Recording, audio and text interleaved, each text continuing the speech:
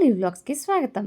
ఈరోజు మన ఫ్యామిలీ మెంబర్స్తో నేను షేర్ చేసుకునే రెసిపీ వచ్చేసి బెల్లంతో చేసిన రవ్వ లడ్లు. చేయడం చాలా ఈజీ. ఇంకెందుకు ఆలస్యం, ఎలా చేశానో చూపిస్తున్నాను, చూసేద్దాం. చకచకా చేసేద్దాం. ముందుగా స్టవ్ వెలిగించుకుని పాన్ పెట్టుకుని అందులో 3 స్పూన్ల నెయ్యి అయితే వేసుకుంటున్నాను. 3 స్పూన్లు అండి, పెద్ద ఎక్కువ కూడా వేయట్లేదు. మీకు ఇష్టమైతే కనుక మరొక స్పూన్ యాడ్ చేసుకోవచ్చు. ఇప్పుడు అందులోని 1 స్పూను బాదం తురుముకుని వేసుకుంటున్నాను. అలాగే జీడిపప్పు 1 స్పూను. ఈ రెండింటిని మనం ఫ్రై చేసుకుందాము ఒక్క నిమిషం అయితేనే. ఇలా ఫ్రై అవుతున్నాయి అన్న టైంలోనే మనం 1 స్పూను కిస్మిస్ని కూడా యాడ్ చేసేసుకుందాం. ఇవి లైట్ గోల్డెన్ కలర్లోకి చేంజ్ అవ్వగానే మనం ఒక బౌల్లోకి అయితే తీసుకుని పక్కన పెట్టేసుకుందాం. చూడండి, లైట్ గోల్డెన్ కలర్ రాగానే తీసేసా, పక్కన పెట్టేసా. ఇప్పుడు అదే నేతిలో 1 కప్పు సూజీ రవ్వ, దీన్ని ఉప్మా రవ్వ అని కూడా అంటూ ఉంటారు. దీన్ని 1 కప్పు అయితే తీసుకున్నాను. ఇప్పుడు ఆ నేతిలో వేసేస్తున్నాను.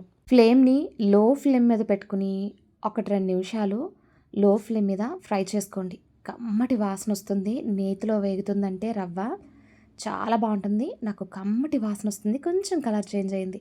ఇదే టైంలో 1/4 కప్పు డెసికేటెడ్ కోకోనట్ అయితే నేను వేస్తున్నాను. మీ దగ్గర ఇది అవైలబుల్గా లేకపోతే కనుక ఎండు కొబ్బరి ఉంటుంది కదండి, దాన్ని మిక్సీ పట్టేసి 1/4 కప్పు యాడ్ చేసుకోండి. లేదా పచ్చి కొబ్బరి ఉందనుకుంటే దాన్ని ఒక్క 2 మినిట్స్ లో ఫ్లేమ్ మీద ఫ్రై చేసి అప్పుడు ఇందులో వేసి కలుపుకోవచ్చు. ఇది ఒక 4-5 డేస్ వరకు పాడవకుండా బాగుంటుంది. ఎయిర్ టైట్ కంటైనర్లో పెట్టి మనం ఫ్రిడ్జ్లో స్టోర్ చేసుకుంటే కనుక 10 రోజుల వరకు ఫ్రెష్గా ఉంటుంది.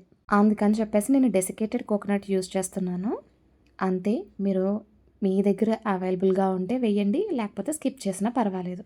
చూడండి, 2 బాగా మిక్స్ అయ్యి కొంచెం కలర్ చేంజ్ అవుతుంది అన్న టైంలో స్టవ్ ఆఫ్ చేసి మనం ఒక ప్లేట్లోకి అయితే ట్రాన్స్ఫర్ చేసేసుకుందాం. మీలో ఎవరైనా కొత్తగా వ్యూ చేస్తుంటే లైక్ చేయండి, షేర్ చేయండి, సబ్స్క్రైబ్ చేసుకోండి, పక్కనే ఉన్న బెల్ ఐకాన్ నొక్కండి. ఇలా ఒక ప్లేట్లోకి వేసేసుకున్నాం కదా, ఇప్పుడు దీన్ని పక్కన పెట్టేసుకుందాం. ఇప్పుడు స్టవ్ వెలిగించుకుని అదే ప్యాన్ పెట్టుకున్నాను.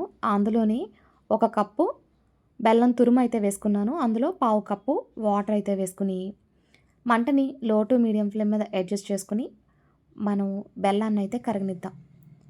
మనం తీసుకున్న రవ్వ 1 కప్పు కాబట్టి 1 కప్పు బెల్లం కరెక్ట్గా సరిపోతుంది. మీరు తీపి ఎక్కువ తినేవాళ్ళు అయితే కనుక మరొక 2 స్పూన్లు యాడ్ చేసుకోవచ్చు. బెల్లం కరుగుతుంది అన్న టైంలోనే 1/4 స్పూను యాలకుల పొడి అయితే యాడ్ చేసుకుని మరొకసారి కలుపుకుందాం. మనకి ఇక్కడ తీగ పాకాలు అవేమీ అక్కర్లొద్దు, జస్ట్ చేతికి అంటుకుంటే సరిపోతుంది. చూడండి, ఇలా కొంచెం స్టిక్కీ కన్సిస్టెన్సీ రావాలన్నమాట. ఇలా వచ్చిన తర్వాత మనం ముందుగా ఫ్రై చేసి పెట్టుకున్న రవ్వనైతే యాడ్ చేసేసుకోవచ్చు. కంటిన్యూస్గా ఒక 2 మినిట్స్ కలుపుతూ ఉండండి. రవ్వ పాకాన్ని అబ్జర్వ్ చేసుకుంటుంది. బెల్లంతో కాకుండా నార్మల్ పంచదారతో ఎలా చేయాలో అన్నది కూడా నేను చేశానండి. ఆ లింకు డిస్క్రిప్షన్లో ఇస్తాను, మీకు ఇష్టమైతే కనుక మీరు చూడండి. ఇలా మనం కలుపుతూ ఉంటే రవ్వ ఆ పాకాన్ని అబ్జర్వ్ చేసుకుంటూ ఉంటుంది. మనం కొంచెం దగ్గర పడుతుంది అన్న టైంలోనే చాలా సింపుల్గా 5-10 మినిట్స్లో అయితే ఈ రెసిపీ అయిపోతుందండి. ఇలా దగ్గర పడుతుంది అన్న టైంలోనే మనం ముందుగా ఫ్రై చేసి పెట్టుకున్న డ్రై ఫ్రూట్స్ యాడ్ చేసుకుని మరొక్క నిమిషం అయితే కలుపుకుందాం.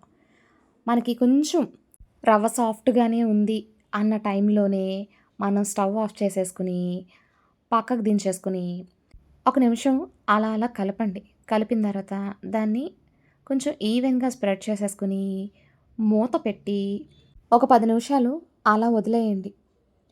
మనకి చేత్తో తాగగలిగే వేడిగా ఉంటే సరిపోతుంది. 10 నిమిషాల తర్వాత మూత ఓపెన్ చేసి మొత్తం రవ్వని ఇలా దగ్గరికి చేసేసుకుంటున్నాను.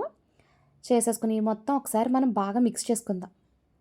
మిక్స్ చేసుకుని మీకు నచ్చిన సైజులో అయితే మీరు రవ్వ లడ్డు అయితే చేసేసుకోవచ్చు. సింపుల్గా అయిపోతుంది. బెల్లంతోనే సింపుల్గా ఇంట్లో ఉన్న వాటితోనే చేసుకునే బెల్లం రవ్వ లడ్డులు మీకు నచ్చినాయా? నచ్చితే కనుక లైక్ చేయండి, కామెంట్ చేయండి.